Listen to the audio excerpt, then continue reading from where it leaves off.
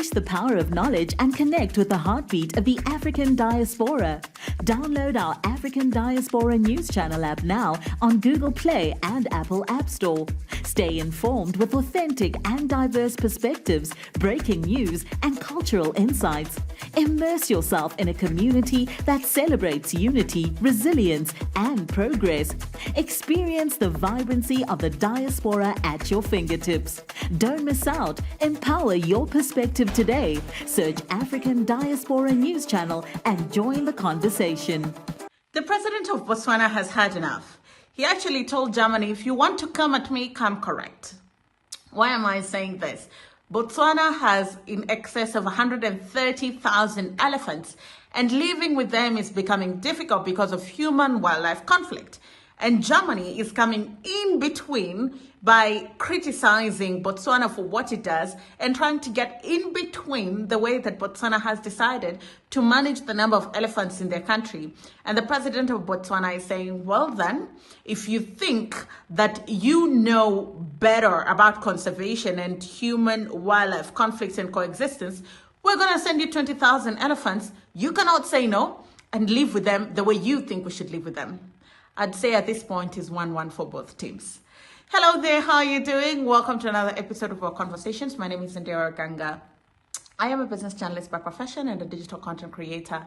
I love coming on here and having conversations with you guys about Black people, Africans, our empowerment, and how we can rise up and take our rightful place at the global stage. Connect with me on social media at Ondiro Oganga, or come over to my channel, New Dawn Africa channel, where I profile Africa through people, politics, and culture.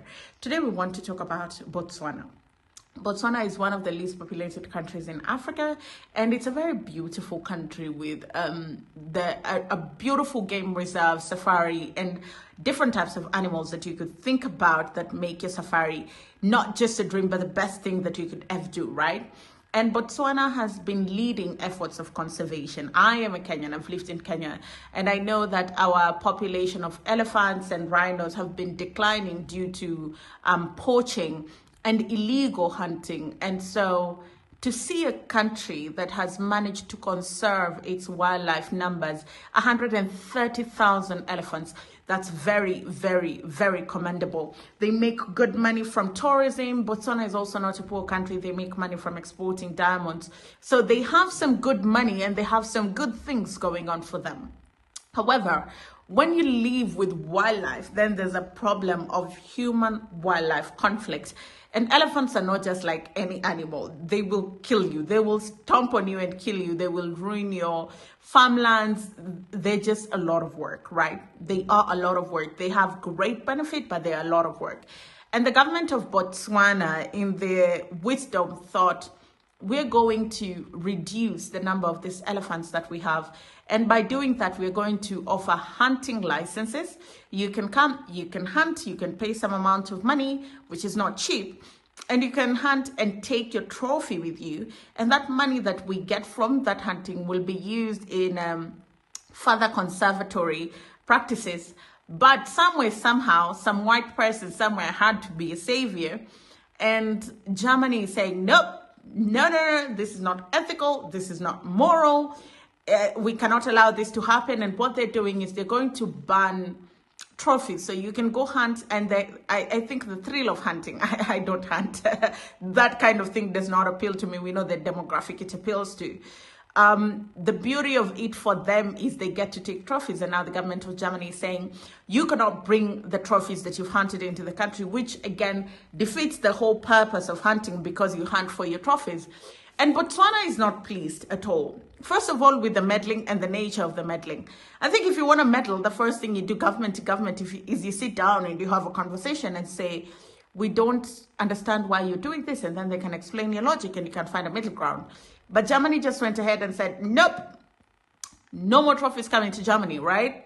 And Masisi is not having it, the president of Botswana. He said, if you think you're the greatest conservator after the Australian couple, we're going to send a couple of elephants to you, 20,000, live with them, lead by example, lead with them and show us how you can actually live with animals.